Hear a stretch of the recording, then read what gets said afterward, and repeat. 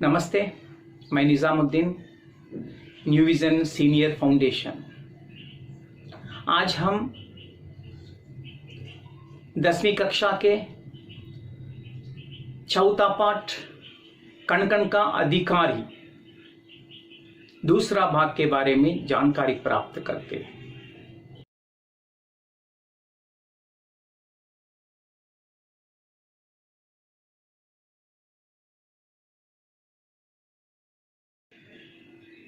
महाभारत के इतिहास में कौरव और पांडवों के बीच कुरुक्षेत्र नामक स्थल में भीषण संग्राम हुआ था। उस महान युद्ध में लाखों लोग मर गए थे, हजारों लोग घायल हो गए।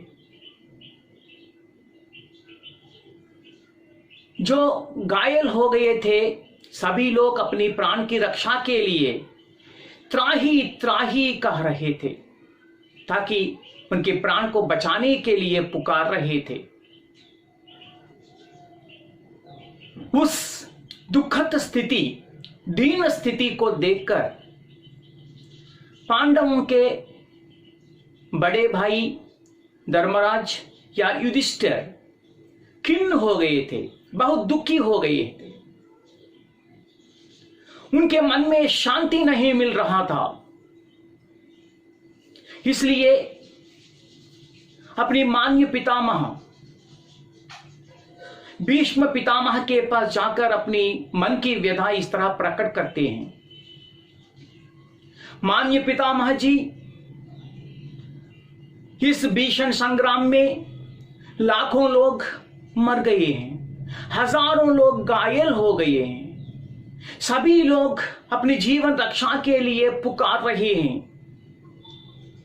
उस तरह की दुख स्थिति को देखकर मेरे मन में शांति नहीं मिल रहा था, इसलिए मैं किसी वन में जाकर तप करके शांति पाना चाहता हूं। उस समय माननीय पितामह शरशैया पर पड़े हुए थे। बाणों से, भयंकर गायों से उन्होंने अर्जुन के बाणों से बनाया हुआ जो काट था, शैया था, उस पर पड़े हुए अपनी मान्य पितामह के पास जाकर अपने मन की बात प्रकट की। भीष्म पिता ने धर्मराज को इस तरह संदेश देते हैं, लाखों लोग मर गए हैं, हजारों लोग घायल हो गए हैं, लेकिन सभी लोग अपनी जीवन रक्षा के लिए पुकार रहे हैं। इस समय में अगर आपको शांति मिलना है तो उनके जीवन में जाना है, उनके जीवन में आपके जो सत्कार्य जैसे अमृत को बरसाना है, उनके जीवन को बचाना है। अगर तुम उनके जीवन को अपनी सत्कारी जैसे अमृत बरसा कर रक्षा करते हैं तो आपको अवश्य शांति मिलेगा, लेकिन वन में जाकर तप करने से आपको शांति कभी भी नहीं मिलेगी। इस तरह भीष्म पितामह धर्मराज या युधिष्ठिर को संदेश देते हैं। यहां डॉक्टर रामधारी सिंह दिनकर भीष्म पितामह से दिया हुआ दूसरा संदेश के बारे में यहां एक कविता के रूप में हमें बताते हैं। इस पाठ्य पुस्तक में जो ये कण कण का अधिकारी नामक कविता पाठ है, उस कविता को एक बार हमें पढ़ते हैं। एक मनुष्य संचित करता है अर्ध पाप के बल से, एक मनुष्य संचित करता है अर्ध पाप के बल से, और भोगता उसे दूसरा भाग्यवाद के छल से, और भोगता उसे दूसरा भाग्यवाद के छल से। नर समाज का भाग्य एक है, वह श्रम वह भुजबल है। नर समाज का भाग्य एक है, वह श्रम वह भुजबल है। जिसके सम्मुख झुकी हुई पृथ्वी विनीत नभतल है। जिसके सम्मुख झुकी हुई पृथ्वी विनीत नबतल है। जिसने श्रम जल दिया उसे पीछे मत रह जाने दो।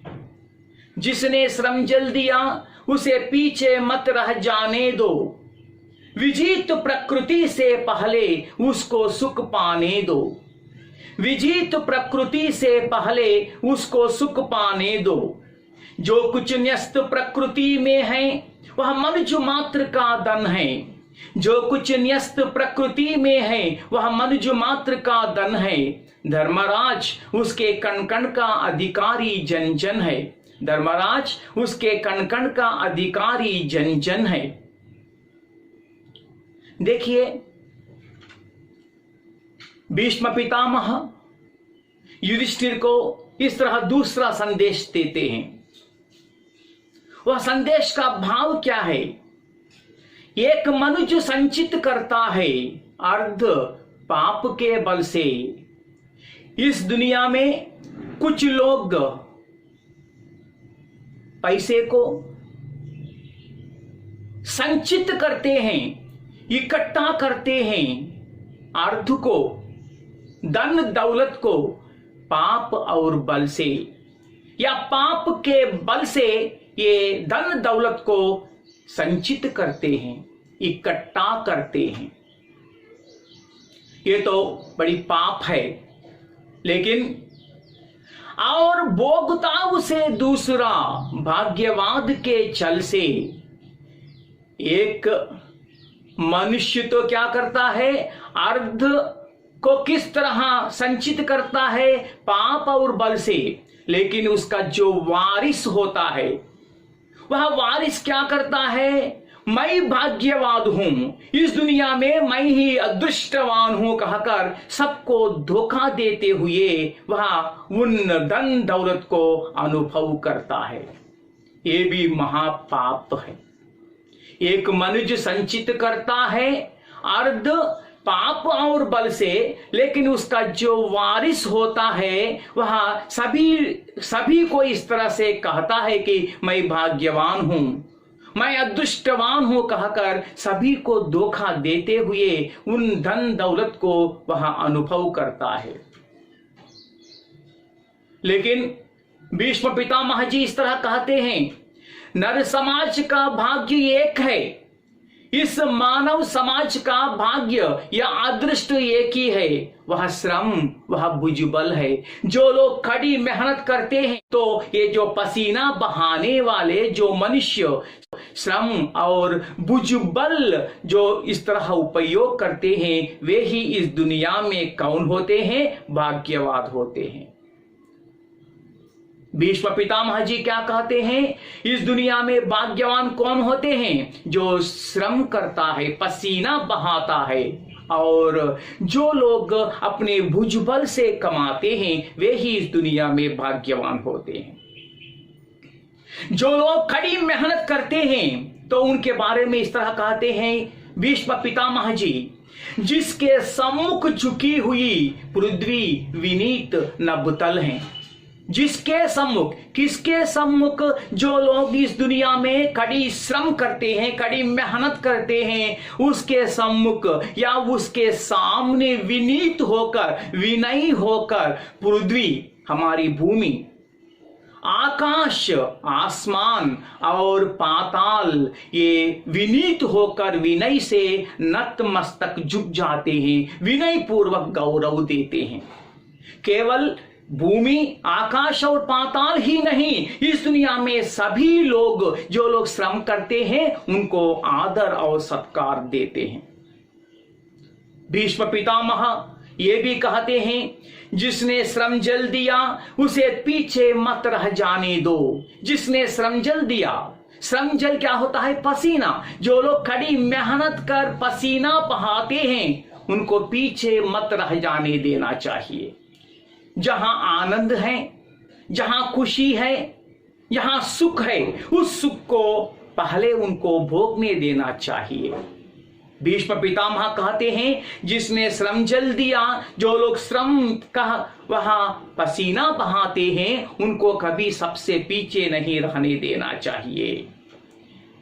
विजित प्रकृति से पहले उसको सुख पाने देना चाहिए। विजित प्रकृति, जो लोग कड़ी मेहनत कर, जो लोग श्रम कर इस प्रकृति को जीत हासिल करते हैं, उनको ही सबसे पहले सुख पाने देना चाहिए। उनको ही सबसे सुख पाने देना चाहिए।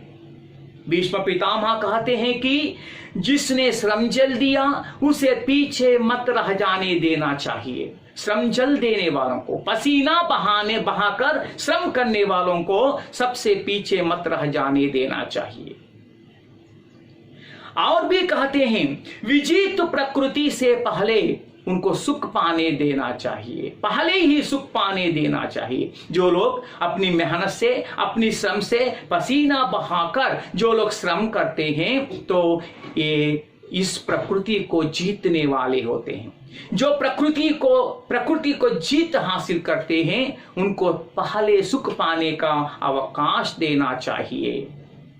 भीष्म पितामह युधिष्ठिर से इस तरह कहते हैं, जो कुछ न्यस्त प्रकृति में है वह मनुष्य मात्र का धन है। जो कुछ न्यस्त का अर्थ होता है रखा हुआ। इस भगवान से या ईश्वर से जो वस्तु या चीज, जो कण इस भूमि पर रखा हुआ है, वह मनुष्य मात्र का धन है, केवल मानव मात्र का धन है। धर्मराज उसके कण कण का अधिकारी जन जन है।